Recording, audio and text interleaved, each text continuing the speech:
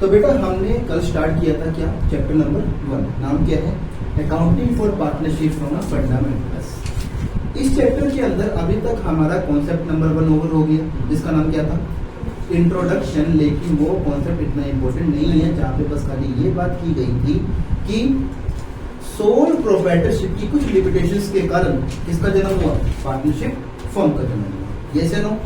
वो लिमिटेशन क्या थी, पहला क्या था, one man invest capital, one man control the business and one man taking risk capacity. Yes या नो? इसकी वजह से जन्म किसका हुआ था, पार्टनरशिप फर्म का। देन हमने पढ़ा था कॉन्सेप्ट नंबर 2, जो हमने स्टार्ट कर दिया, उसका नाम क्या था, सम बेसिक कॉन्सेप्ट्स। उसमें नंबर 1 इसके क्या था हमने, डेफिनेशन ऑफ पार्टनरशिप, यानी what is the meaning of partnership, partnership क्या होती है। तो मैंने आपको बताया था कि जो इसका मीनिंग था वो किसके अकॉर्डिंग था, as per Indian Partnership Act 1932। जहां हमने क्या पढ़ा था, पार्टनरशिप क्या था, partnership is the relation, partnership is the किसके बीच में, बिटवीन पर्संस जो क्या हुए हो, who have agreed to share the profits किसका, of a business carried on by all और any of them acting for all. Yes या नो? हमने यहाँ पढ़ा था what is the meaning of relation, what is the meaning of person, what is the meaning of share of profit, what is the meaning of business and what is the meaning of carried on by all और any of them acting for all. यहाँ पे अगर सबसे कोई main point था तो वो क्या था, म्यूचुअल एजेंसी। क्या था, उसको ध्यान से समझना, पेपर में वहां से एक नंबर का एमसीक्यू आ सकता है। वो इस चीज को लेकर था कि हर पार्टनर यानी every partner is a principal as well as agent of other partner. इसमें कोई डाउट आपको नहीं। अब हम बढ़ते हैं आगे और हम स्टार्ट कर रहे हैं पॉइंट नंबर बी, जिसका नाम क्या है, स्टार्ट करो लिखना, जिसका नाम है partners firm and firm name. ये 3 चीजें आती हैं। Sir what is the meaning of partners, partners का मतलब क्या होता है, फर्म का मतलब क्या होता है और फर्म नेम का मतलब क्या होता है।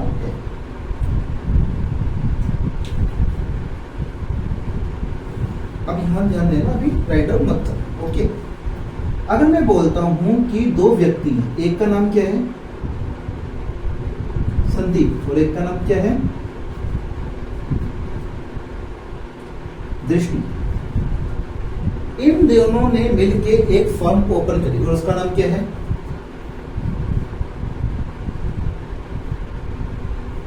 दृष्टि एंड संदीप एसोसिएट्स।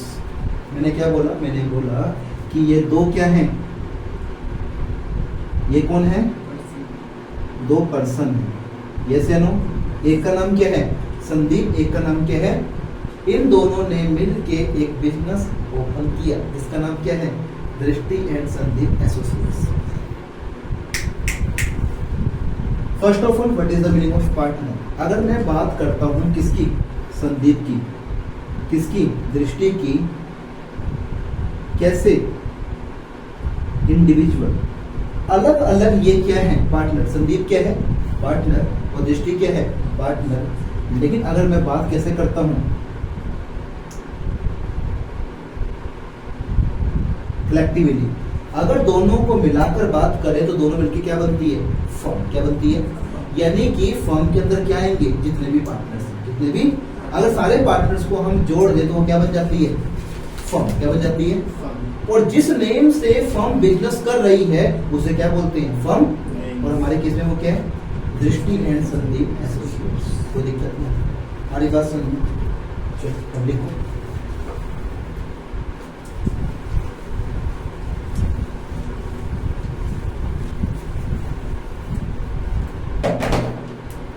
लिखना ब्लू पेन से, the persons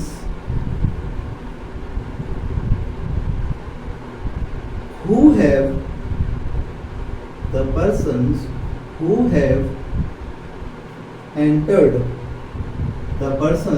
have entered into a partnership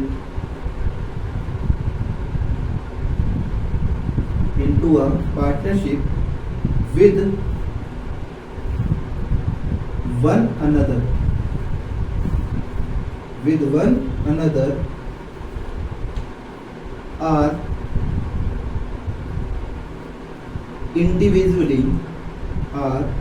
individually called क्या आएगा?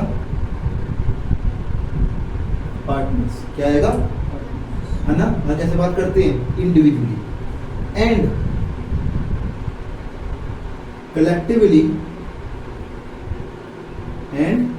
कलेक्टिवली क्या आएगा? A firm. यस या नो? आगे लिखो the name under which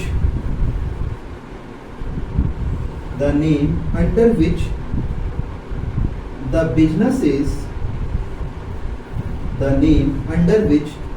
business is carried called क्या आएगा? Firm name. भाई बोल लो फर्म नेम, वरना लगेगा मैं ऐसे चूज कर रहा हूं।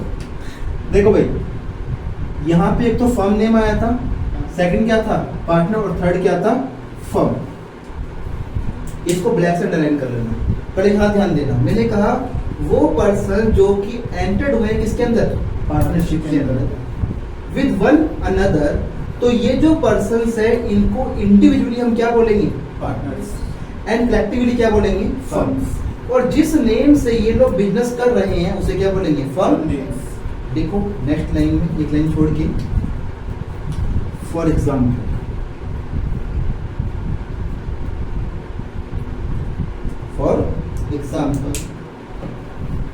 एग्जाम्पल लिखना किससे? ब्लैक पेन से। लिखो संदीप एंड दृष्टि। Sandeep and Drishti are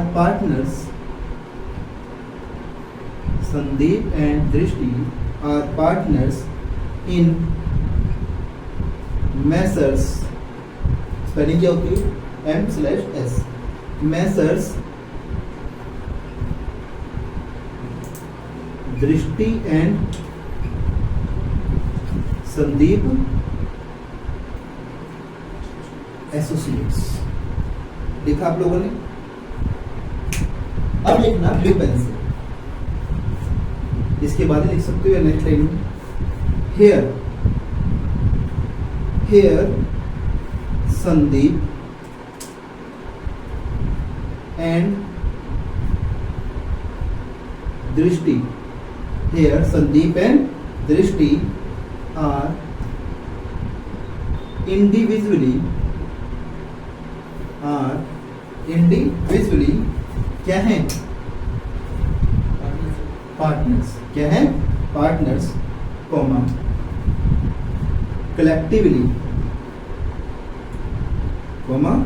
collectively क्या है? ये फर्म। कलेक्टिवली क्या है? एंड मेसर्स दृष्टि एंड संदीप एसोसिएट्स। दृष्टि एंड संदीप एसोसिएट्स वो क्या है? Is firm name.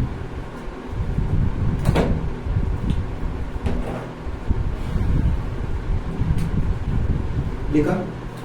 कोई दिक्कत? समझ में? नाउ हम स्टार्ट करते हैं कॉन्सेप्ट नंबर सी। याद रखना जो हम ये कॉन्सेप्ट पढ़ रहे हैं ऐसा नहीं है कि ये बहुत ही बड़े बड़े कॉन्सेप्ट हैं। ये क्या है? कुछ बेसिक कॉन्सेप्ट। क्या है?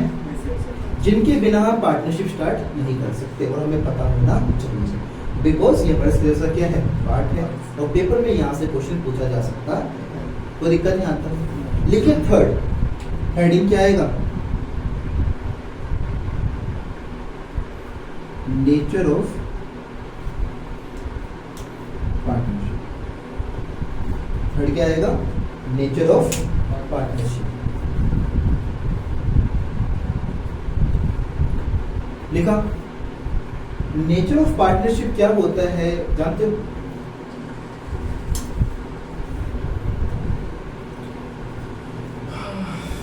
याद करो, लिखना मत। मैंने आपको बताया था कि अगर मैं आपसे बात करता हूं कैसे, अकाउंटिंग, पीओवी मतलब क्या होता है, पॉइंट ऑफ व्यू। अगर बात करता हूं अकाउंटिंग पॉइंट ऑफ व्यू, उसके अकॉर्डिंग जो कौन होते हैं, पार्टनर्स, और कौन होते हैं, फर्म, इन दोनों को हम क्या मानते हैं, सेपरेट। क्या मानते हैं, according to business entity concept. पढ़ा था ना आपने, अकॉर्डिंग टू बिजनेस एंटिटी हम मानते हैं कि अकाउंटिंग के पॉइंट ऑफ व्यू से पार्टनर और फर्म के हैं टू सेपरेट पर्सन के हैं। इसका मतलब ये है कि फर्म्स की बुक में वही ट्रांजैक्शंस रिकॉर्ड की जाएंगी जो फर्म से क्या है, रिलेटेड। क्या है, पार्टनर्स की पर्सनल ट्रांजैक्शंस फर्म्स की बुक में रिकॉर्ड नहीं की जाएगी। यस या नो? ये सब किसको लेकर है, अकाउंटिंग पॉइंट ऑफ व्यू। लेकिन अगर हम बात करते हैं कैसे, as a legal point of view, as a legal point of view, तो उस केस में पार्टनर्स और firm not a separate entity. Legal point of view से पार्टनर और फर्म को अलग नहीं माना जाता, ये मैंने आपको बताया था। यस या नो? क्योंकि in case of partnership firm, partners की लायबिलिटी क्या होती है, अनलिमिटेड। क्या होती है?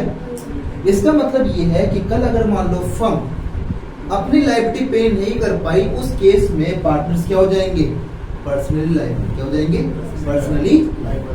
कोई दिक्कत? हमारी बात सुन लो, इसे हम क्या बोलते हैं, नेचर ऑफ पार्टनरशिप। देखो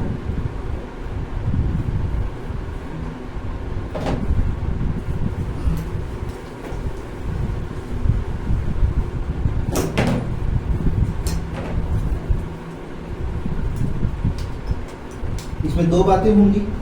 पहले किसके according, accounting point of view के अकॉर्डिंग, और दूसरा लीगल पॉइंट ऑफ व्यू। इस प्रकार लिखना कि दोनों में क्या बन जाए, डिफरेंस। क्या बन जाए? अब लोग कैसे लिखेंगे, शॉर्ट मतलब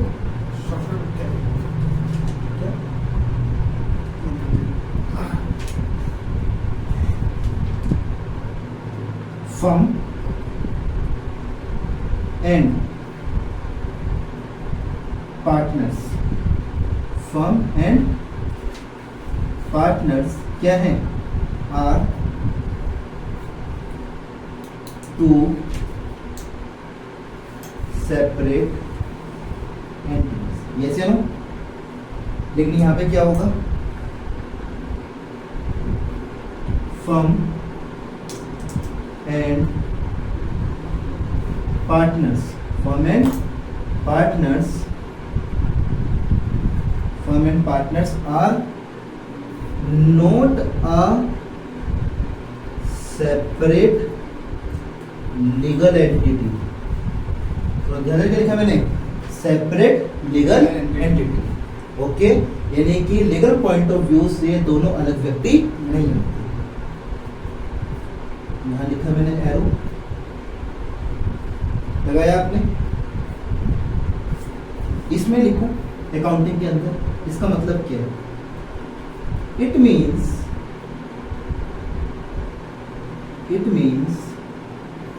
transactions are, it means transactions are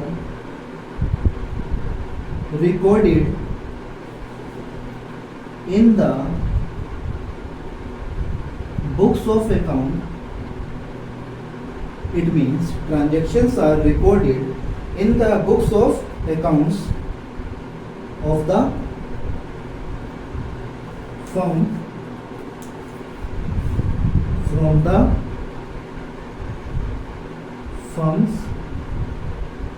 point of view, ये था ना इसका मतलब। जबकि लीगल पॉइंट ऑफ व्यू में क्या आएगा, हो गया यहां तक,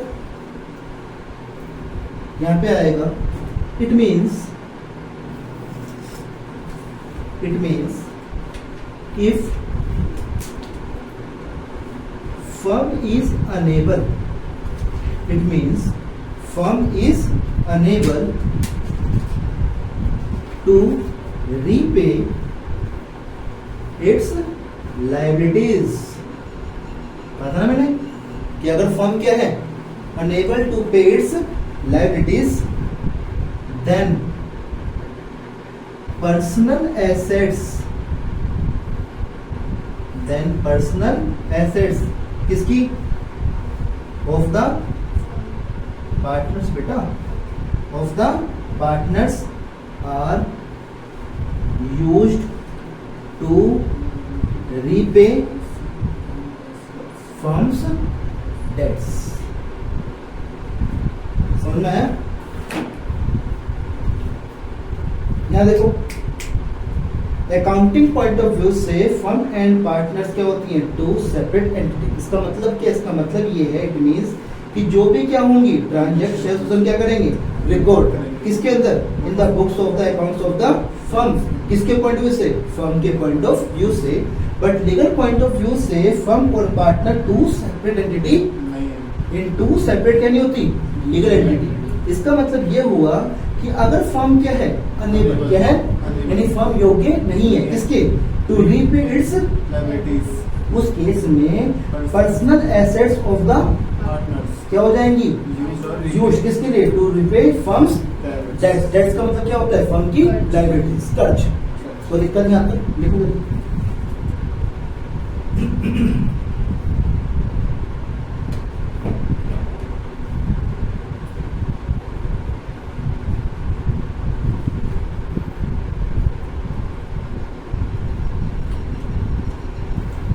तो हमने कॉन्सेप्ट नंबर 2 नाम क्या था,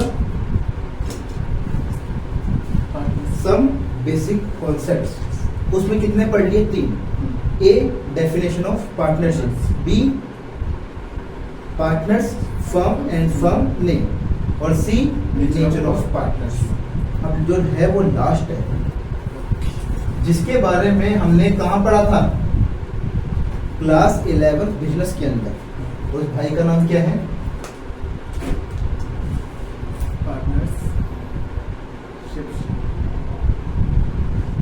पार्टनरशिप डीड। यहां से भी पेपर में एक नंबर का क्वेश्चन आ सकता है।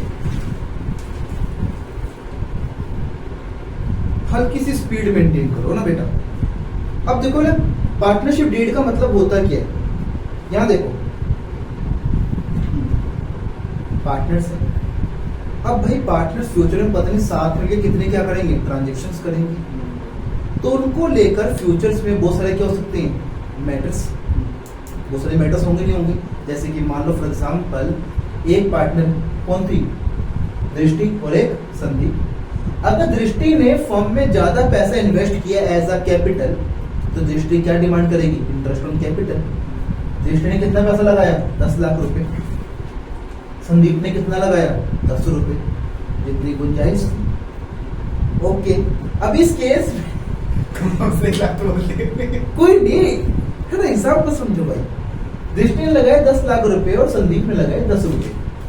तो इस केस में एक चीज बताओ, अगर हम कैपिटल के ऊपर इंटरेस्ट नहीं देंगे तो नुकसान किसको होगा, दृष्टि को। किसको होगा, अब हुआ क्या, जैसी फर्स्ट ईयर एंड हुआ, दृष्टि ने डिमांड करी कि मुझे क्या मिलना चाहिए, इंटरेस्ट ऑन कैपिटल।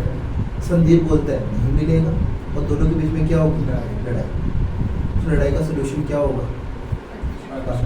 क्या होगा, यानी वो सारे मैटर्स जिनको लेकर फ्यूचर में डिस्प्यूट्स हो सकते हैं, उन सब को हम कहाँ लिखेंगे, पार्टनरशिप डीड में। और उस पे सब पार्टनर्स क्या होंगे, एग्री। अगर वो सब एग्री हैं तो वहां क्या कर देंगे, अपने सिग्नेचर क्या कर देंगे, और वो क्या बन जाएगा, पार्टनरशिप।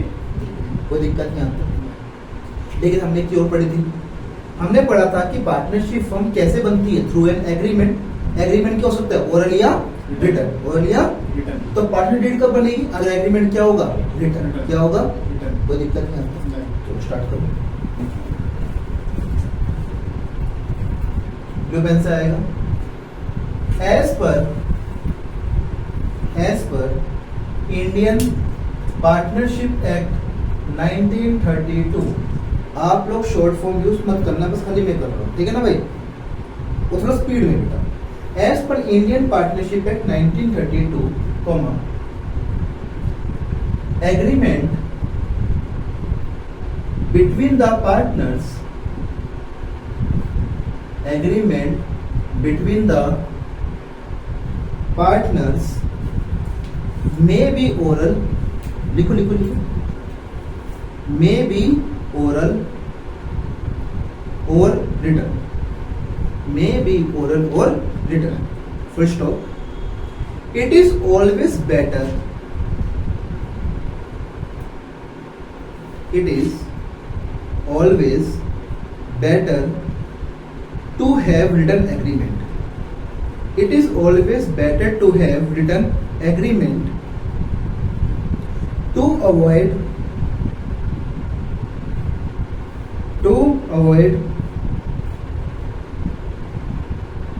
any future dispute। लिखा है यहां तक, तो क्या लिखवाया मैंने, As per Indian Partnership Act 1932, agreement between the partners may be oral or written. First off, it is always better to have written agreement to avoid any future disputes. First off, आगे लिखिए, the written agreement, comma, known as the written agreement, comma, known as partnership deed, the written agreement, comma, known as partnership deed, details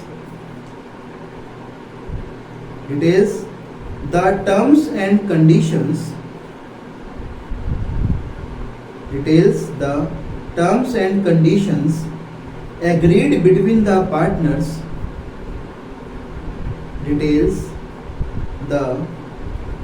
terms and conditions agreed between the partners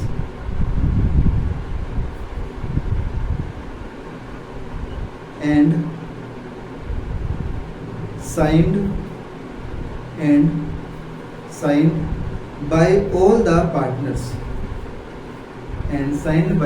the partners, full stop।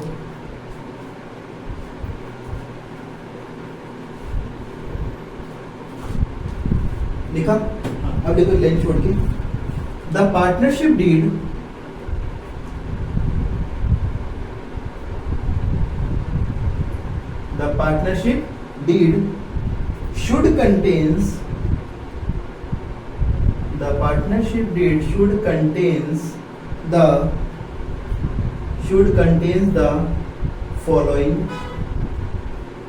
should contains the following clauses slash, इसको क्या बोलते हैं, points, colon, हाँ भाई बेटा points, फिर क्या जाएगा, कोलन। देखा आप लोगों ने, लिखिए number 1, name and address of the firm, name and address of the firm, Sandeep थोड़ा speed, name and address of the firm, देखिए second, name and address of the partners, name and address of the partners, third, principal place of the firm, principal place of the firm,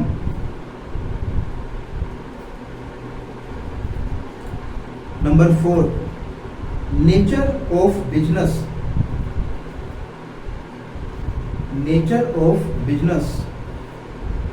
लिखा।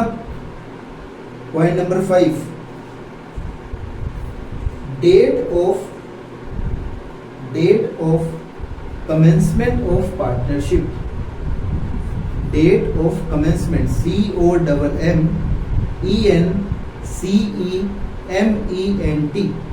Date of commencement of partnership.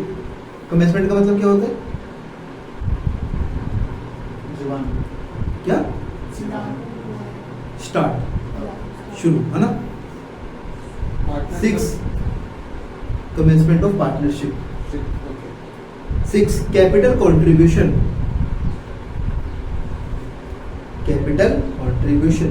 7, interest on capital, थोड़ा speed बढ़ाओ। 7, interest on capital. 8, interest on drawings, interest on drawings. 9, profit sharing ratio, profit sharing ratio, comma etcetera. अब मैंने क्या लिखवाया आपको? ये मैंने आपको ये बताया, कितने पॉइंट बताए आपको? 1 to 9 पॉइंट्स। कितने ही हो सकते हैं? नहीं, बहुत सारे पॉइंट्स हो सकते हैं। हमने बनाई पार्टनरशिप डीड। सबसे पहले क्या होगा उसके अंदर?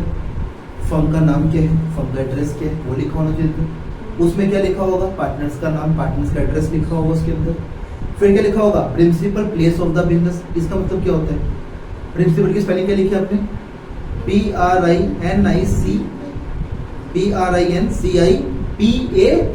PAL वाला लिखा। इसका मतलब क्या होता है? मेन। क्या होता है भाई? ऐसा हो सकता है पार्टनरशिप फर्म का बिजनेस 3 जगह हो। एक कहां पर है? दिल्ली में, एक कहां पर है? फरीदाबाद में, और एक कहां पर है? मुंबई में। उसका मेन बिजनेस कहां पे? मुंबई में। कहां पे है? तो जो उसका मेन बिजनेस कहां पे है? मुंबई में। उसका एड्रेस कहां लिखा होना चाहिए? पार्टनरशिप डीड में। कहां लिखा होना चाहिए? और क्या लिखा होगा? नेचर ऑफ बिजनेस, वो किस तरह का बिजनेस कर रहा है। 5th क्या है? Date of commencement of partnership, firm को कब स्टार्ट किया, कहां लिखा होगा? पार्टनरशिप डीड में।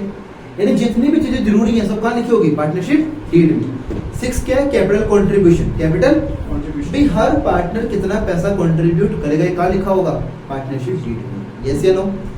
7, इंटरेस्ट ऑन कैपिटल, पार्टनर्स ने जो पैसा कंट्रीब्यूट करा एज अ कैपिटल, उसके ऊपर पार्टनर्स को इंटरेस्ट मिलेगा या नहीं मिलेगा, या नहीं। और मिलेगा तो किस रेट से मिलेगा, ये सब कहां लिखा होगा? बिकॉज अगर पहले से लिखा होगा कि इंटरेस्ट नहीं मिलेगा, तो अगर दृष्टि इंटरेस्ट मांग रही है उसे मिलेगा नहीं। यस या नो? क्योंकि पहले से एग्री हो रखे हैं। यस या नो? फिर क्या है? Interest on drawings, interest on drawings क्या होता है? बिजनेस का ओनर अगर बिजनेस से कोई भी अमाउंट विड्रॉ करता है फॉर पर्सनल यूज, उसे क्या बोलते हैं? ड्राइंग्स। क्या बोलते हैं? और यहाँ पे ओनर कौन है? पार्टनर्स। कौन है? तो अगर पार्टनर बिजनेस से पैसा विड्रॉ कर रहे हैं तो उसके ऊपर फर्म इंटरेस्ट चार्ज करेगी, या अगर करेगी तो किस रेट से, कहां लिखा होगा? पार्टनरशिप। नेक्स्ट क्या है? Profit sharing ratio, profit sharing. जो पार्टनर्स हैं, जो भी बिजनेस को प्रॉफिट होगा वो किस रेशियो में शेयर करेंगे, ये कहां लिखा होगा? पार्टनरशिप डीड में। ऐसे और क्या हो सकता है? गुडविल, फर्म की गुडविल कैसे कैलकुलेट करेंगे, कहां लिखा होगा? पार्टनरशिप डीड में।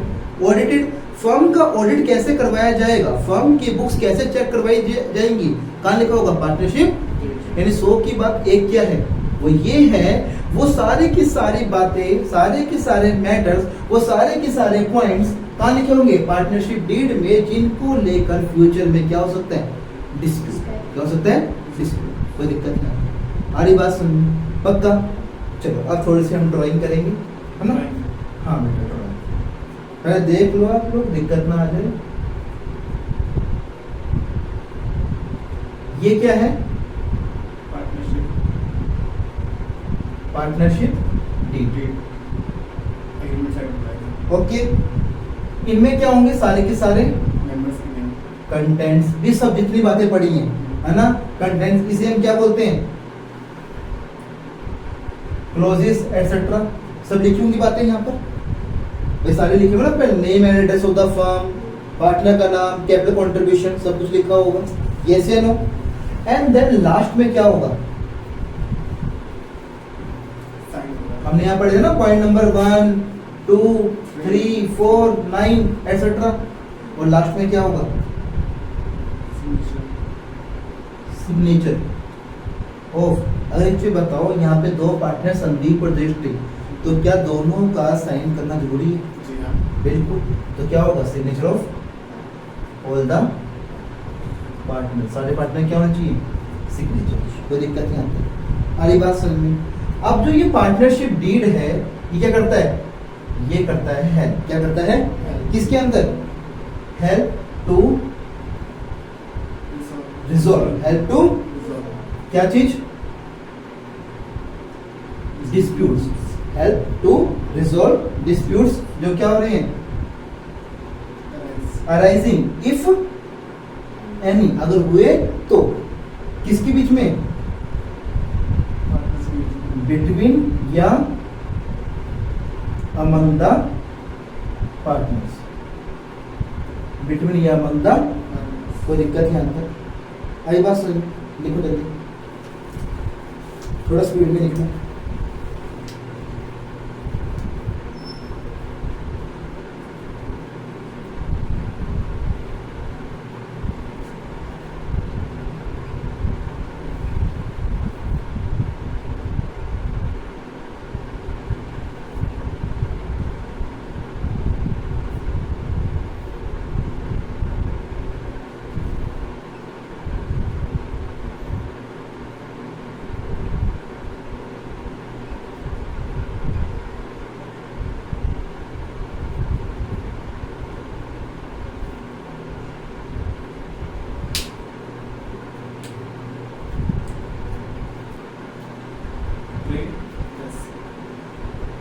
अपने बॉक्स को बंद क्यों कर दिया, आपको पता तो नहीं आएगा।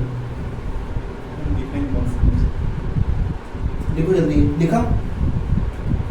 यहाँ पे क्या है, ब्रेन टीजर, मतलब आपको दिमाग चलाना, हाँ दिमाग लगाना है आपको। यहाँ क्वेश्चन है एक आपके सामने, इस पार्टनरशिप डीड मैंडेटरी, क्या पार्टनरशिप डीड होना जरूरी है, मैंडेटरी है? अगर पेपर में क्वेश्चन आया ये और तुमने लिख दिया क्या, यस, तो आंसर क्या हो जाएगा, गलत, क्या हो जाएगा, लिखो। लिखना जरूरी है, मतलब नहीं और नहीं पूछता है क्या? हाँ, है ना। पार्टनरशिप डीड का होना मैंडेटरी नहीं है, क्योंकि हमने पढ़ा था एग्रीमेंट बिटवीन द पार्टनर्स क्या हो सकता है, ओरल या रिटन। ओके, तो लिखो। हाँ, लेकिन ये क्या है, डिजायरेबल, क्या है, यस या नो, लिखो नो, कॉमा लॉ, लॉ मतलब कानून, law does not make it mandatory, जो लॉ है वो उसको मैंडेटरी नहीं करता। सर मैंडेटरी का मतलब क्या होता है,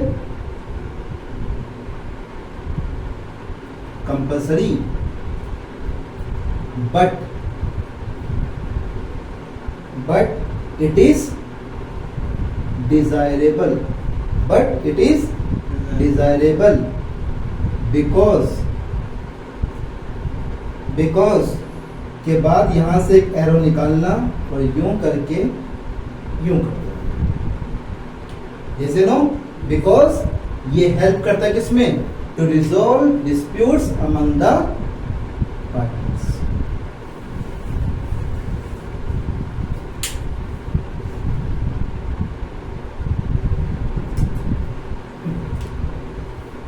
डन, कोई दिक्कत? और इस प्रकार हमारा क्या खत्म हुआ, पार्टनरशिप डीड के साथ क्या खत्म हो गया, कॉन्सेप्ट 2, ये हमारा क्या हुआ, तो हमारे इस प्रकार दो कॉन्सेप्ट खत्म हो गए, कॉन्सेप्ट नंबर 1, कॉन्सेप्ट नंबर 2। 1 क्या था, इंट्रोडक्शन, जो किसी काम का नहीं है, और 2 का नाम क्या था, सम बेसिक कॉन्सेप्ट, जिसका नाम पड़े 4 कॉन्सेप्ट। पहला definition of partnership, second partners, firm and firm name, third nature of partnership and fourth partnership deed. कोई दिक्कत नहीं आपको? कोई डाउट आप लोगों का? हमें डाउट है, क्वेश्चन दे यार। पूछिए पूछिए। मेरा क्वेश्चन ये है कि मान लीजिए मैंने आपने मिलकर बिजनेस स्टार्ट किया है, हमारा बिजनेस अच्छा खासा रन कर रहा है और मतलब हम लोग साल का मिनिमम 10 लाख पे अर्न कर रहे हैं। तो मैं ये कह रहा हूँ कि हम लोग जो हमारा प्रॉफिट हो रहा है हम 1:1 में डिवाइड कर ले रहे हैं आपस में। तो मैं एक पार्टनर को अपने बिजनेस में ले सकता हूँ और मैं आपसे ये कह रहा हूँ कि जो आप हमारा प्रॉफिट हो रहा है 50% आप ले रहे हो, 50% मेरे पास आ रहा है। जो पार्टनर नया आ रहा है वो मेरा दोस्त है एक, तो मैं उसे अपने हिस्से में यानी कि 25% मैं लूँगा, 25% मैं उसको दूंगा। पर आप रीजन ये कह रहे हो कि मैं उसको अंदर लेना नहीं चाहता, मतलब अपने बिजनेस में आप उसे इन्वॉल्व करना नहीं चाहते हो। तो मैं आपको इतने सारे मतलब ऑफर दे रहा हूँ, उसके बाद क्या आप यस करेंगे या नो करेंगे? अब यस करेंगे या नो करेंगे तो डिपेंड करता है कि वो व्यक्ति कैसा है, उसके स्किल्स हैं, मतलब बिजनेस की बहुत यूजफुल है। अगर सब कुछ सही है तो उसको हम एडमिट करेंगे, है ना। और अल्टीमेट नुकसान उसमें किसको है? आपको। हम पढ़ेंगे आगे जाके कि अगर एक नए पार्टनर को एडमिट करते हैं, आगे चैप्टर आएगा कि इसका नाम क्या होगा? Admission of a partner. क्या होगा? जब एक नए पार्टनर को फॉर्म में एडमिट करते हैं तो उस केस में ऐसा हो सकता है, जैसा कि आपने कहा कि आप और मैं, हम दो पार्टनर हैं, तो उस केस में मैं अपने शेयर में से कुछ भी सैक्रिफाइस नहीं कर रहा। कौन कर रहे हो? मैं कर रहा हूँ। तो ऐसा हो सकता है, बट इसके ऊपर एक कंडीशन है, और वो कंडीशन क्या है वो हम पढ़ेंगे कॉन्सेप्ट नंबर 3 में। ठीक, लिखो।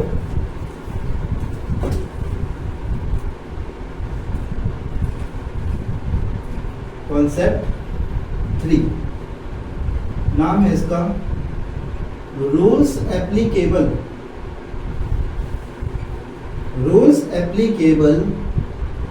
in the absence of partnership deed. Rules applicable in the absence of partnership deed. लिखा। और इसके ऊपर लगाओ वेरी ये बहुत ही इंपॉर्टेंट कॉन्सेप्ट है। हम बहुत बार जो यहाँ पढ़ने जा रहे हैं उसमें गलतियां कर देते, तो ध्यान से समझिए। मैंने क्या बोला? Rules applicable in the absence of partnership deed. इसका मतलब क्या है? इसका मतलब है ऐसा हो सकता है किसी मैटर को लेकर, किसी पॉइंट को लेकर हमने पहले बात नहीं करी, वो डीड में नहीं है, ऐसा नहीं हो सकता? हो सकता नहीं हो सकता? तो अगर मान लो उस मैटर को लेकर जो मेरी क्या है पार्टनरशिप, वो क्या है? एब्सेंट। एब्सेंट का मतलब साइलेंट है, वहां कुछ भी लिखा हुआ नहीं है, तो क्या होगा? तो क्या करेंगे उस केस में? कौन आएगा? उस केस में आएगा लॉ, और लॉ का नाम क्या है? The Indian Partnership Act 1932। तो जहां जहां दिक्कत आएगी वहां वहां law the Indian Partnership Act 1932 क्या हो जाएगा? एप्लीकेबल। क्या हो जाएगा? कोई दिक्कत नहीं आता। तो अभी हम पढ़ेंगे वो कौन कौन से मैटर्स हैं जिनको लेकर हमारी डीड क्या होगी? मतलब साइलेंट। क्या होगी? तो उस केस में एक्ट क्या बोलता? कोई दिक्कत नहीं आता। देखो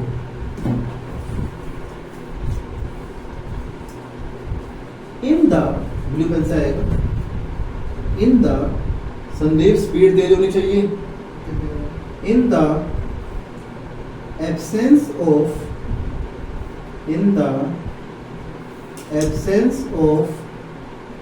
partnership deed, in the absence of partnership deed or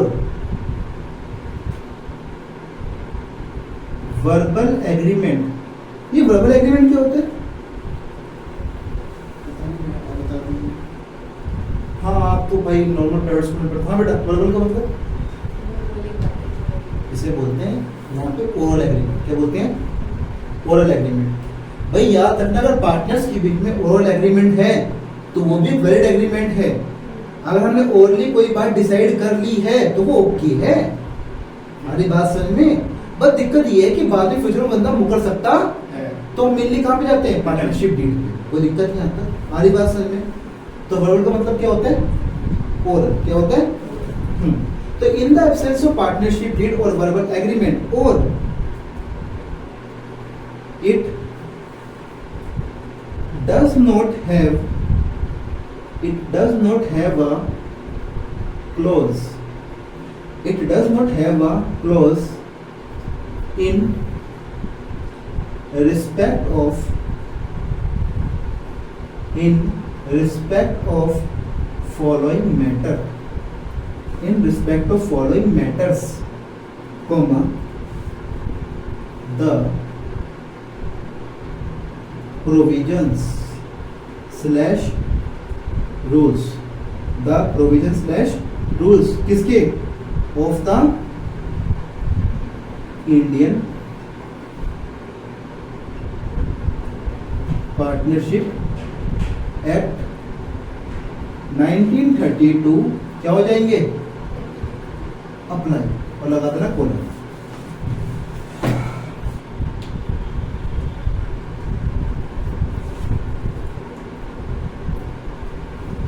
क्या बात है, लिख लिया? तो मैंने क्या बोला कि अगर पार्टनरशिप डीड क्या है? डीड बनाई ही नहीं। अगर वर्बल एग्रीमेंट क्या है? यानी वो एग्रीमेंट है ही नहीं, एग्रीमेंट ही नहीं किया हमने। या it does not have a close, agreement तो कर रखे हैं लेकिन उसमें क्या नहीं है कोई क्लोज, किसके रिगार्डिंग? फॉलोइंग मैटर, जो मैटर पढ़ने जा रहे हैं उनके बारे में वहां पे कुछ भी लिखा हुआ नहीं है। तो उस केस में प्रोविजंस या रूल्स किसके? ऑफ इंडियन पार्टनरशिप एक्ट 1932 क्या हो जाएंगे? अप्लाई। क्या हो जाएंगे? ओके। अब एक काम करना,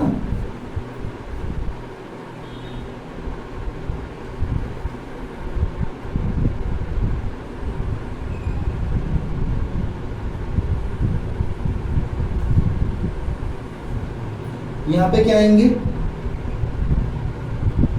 मैटर्स, वो कौन कौन से बातें हैं जिनको लिख हो सकता है, और यहाँ पे क्या आएंगे? रूल्स या प्रोविजंस किसकी? Of IPA, Indian Partnership act 1930। लिखो जल्दी इसको, फिर लिख पढ़ूंगा।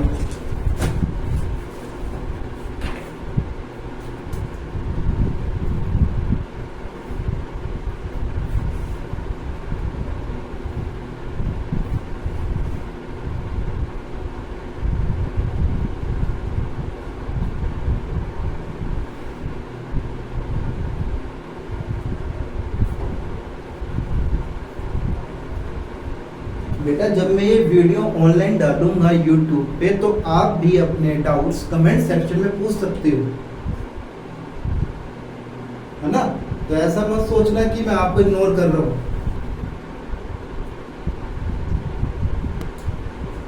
लिखा? तो अब हम पढ़ने जा रहे हैं वो कौन कौन से मैटर्स हैं। लिखिए, नंबर 1 लिखते जाना आपसे। सबसे पहले क्या है? प्रॉफिट शेयरिंग रेशियो, जिसे हम शॉर्ट में क्या बोलते हैं? PSR। सेकंड क्या है? Interest on capital. थर्ड है रेम्यूनरेशन। रेम्यूनरेशन लिखना ब्रैकेट में सैलरी या कमीशन, ब्रैकेट बंद, to partners. Number 4 interest on drawings, interest on drawings. Number 5 interest on loan या advance by a partner, by a partner. 6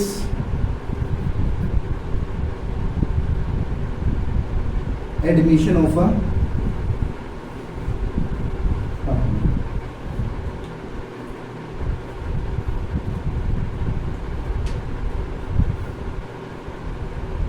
लिखा। ये 6 मैटर्स हैं, matters तो भी बहुत सारे हैं, लेकिन हमारे जो काम किए हैं वो ये 6 मैटर हैं। फर्स्ट मैटर क्या है? Profit sharing ratio. इसके बारे में डीड में कुछ भी लिखा हुआ नहीं, या डीड है ही नहीं मान लो। तो अगर मान लो पीएसआर नहीं बताए कि सारे के सारे पार्टनर्स किस रेशियो में, किस प्रॉफिट शेयर करेंगे, तो एक्ट क्या बोलते हैं? लड़ो मत, लड़ो मत, क्या कर लो? इक्वली। क्या कर लो? इक्वली। अगर तुमने एग्री नहीं किया तो मैं मानता हूं कि तुम दोनों जैसा काम कर रहे हो, आप उन्हें जैसा पैसा लगाया होगा तो प्रॉफिट भी कैसे बढ़ेगा? एक जैसा, इक्वली, कोई दिक्कत नहीं आता। Second, interest on capital. Interest on capital, capital के ऊपर पार्टनर्स को इंटरेस्ट अलाउ किया जाएगा या नहीं, इसके बारे में डीड क्या है? मतलब साइड क्या है? तो एक्ट क्या बोलते हैं? 6% दिया है।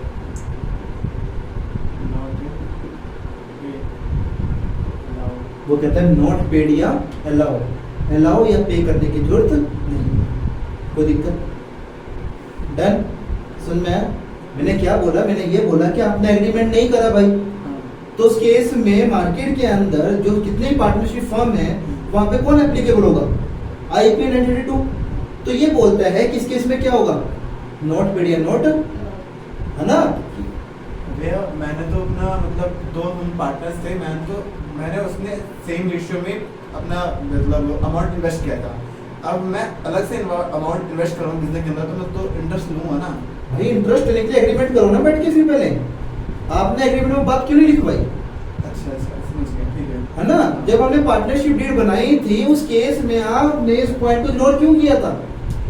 अब आपने इग्नोर कर दिया, इग्नोर कर दिया, तो फिर कौन आएगा? Indian Partnership act. और ये क्या बोलता है? अब तुम शांत हो जाओ, एक काम करो, क्या होगा? Not paid. अगर चाहते हो पे होना चाहिए एग्रीमेंट में लिख लो, हमें क्या दिक्कत है? कोई दिक्कत नहीं आता। थर्ड क्या है? रेम्युनरेशन। इसका मतलब क्या होता है हिंदी में? पारिश्रमिक। क्या होता है?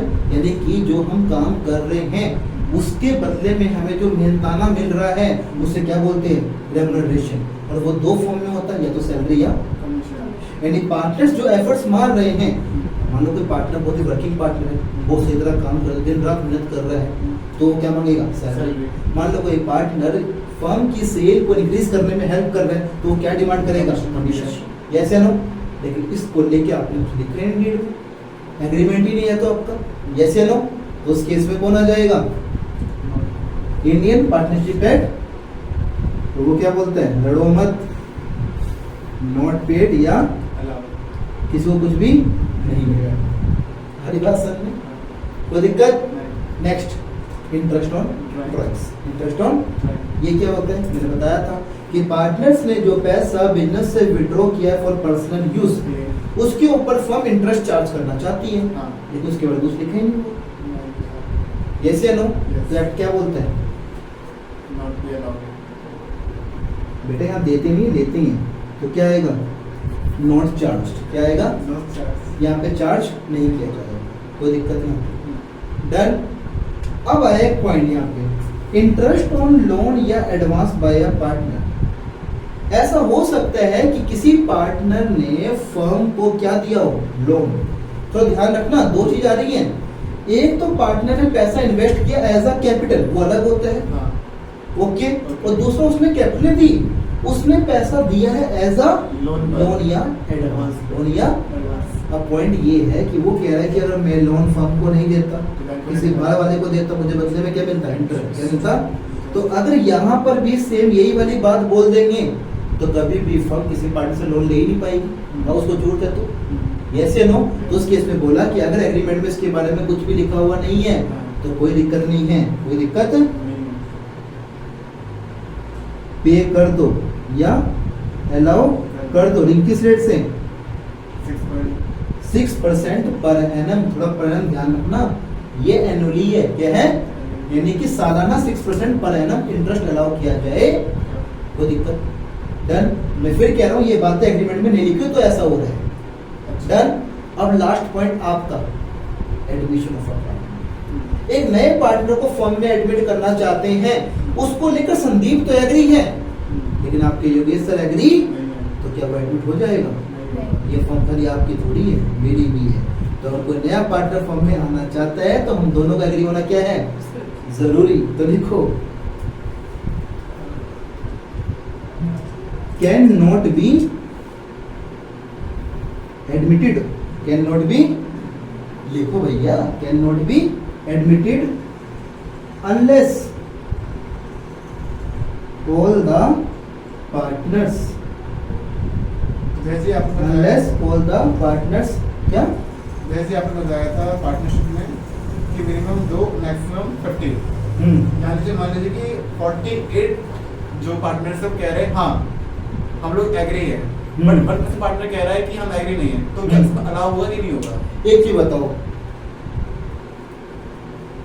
ऑल का मतलब क्या होता है, बस ये बताओ। मैंने पढ़ाई नीचे ना आती है। तभी कहते हैं सबसे पहले हमें पढ़ना चाहिए। यहाँ लिखवाया है कि can not be admitted, admit नहीं करेंगे अनलेस, जब तक कि all the partners agree to, सारे पार्टनर एग्री ना हो जाए, कोई दिक्कत ना आता। आ रही बात समझ में? अब आपकी फर्म में पार्टनर 2 हैं या 20 हैं, सबका एग्री होना क्या है, कंपल्सरी, कोई दिक्कत ना। आ रही बात समझ में? इस प्रकार हमारा ये कॉन्सेप्ट क्या हुआ, ओवर। इसके बाद आप लिखिए एक लाइन,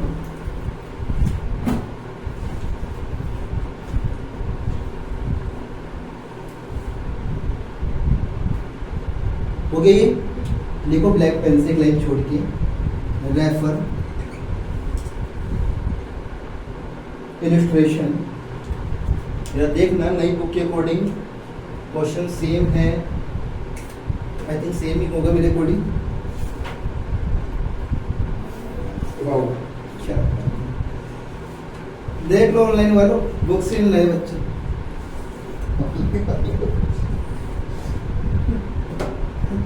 आप जब ये वीडियो देख रहे हो तो पास में बुक लेके बैठना, कौन सी, volume 1 accounting for partnership firm, उसका हम चैप्टर 1 पढ़ रहे हैं। तो ऐसा हो सकता है बेटा पेज नंबर पे दिक्कत है, क्वेश्चन नंबर क्या है, सी, क्या है, तो लिखो, पेज नंबर छोड़ दियो ना, वहां पे घर जाके देख लियो। Refer illustration 1 on page number 1.5 and illustration 2 on page number 1.6। ये दोनों के दोनों क्वेश्चन आप लोग घर से क्या करना, ट्राई का मतलब ये है, याद रखना ये क्या है, ये प्रैक्टिकल प्रॉब्लम नहीं है, ये क्या है, इलस्ट्रेशंस। क्या है, इसका मतलब क्या है, बुक के अंदर आंसर गिवन होगा।